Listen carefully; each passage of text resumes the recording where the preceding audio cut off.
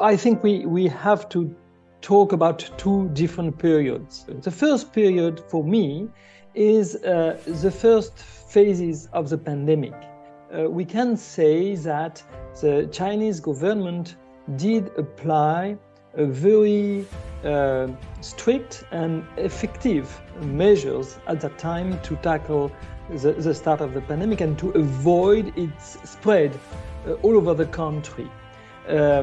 After that, the response during I would say almost the two following years was quite effective from the Chinese government because they had adopted this zero COVID strategy, not alone, with a lot of countries in Asia and in Pacific islands, which was quite effective and much more effective than the Western response at that time.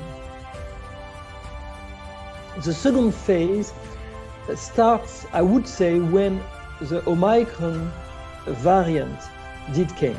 I understood quite well why the Chinese government did not want to lift immediately this zero COVID strategy, but to continue because of the risk for the elderly. There are a lot of good things, particularly the early phases.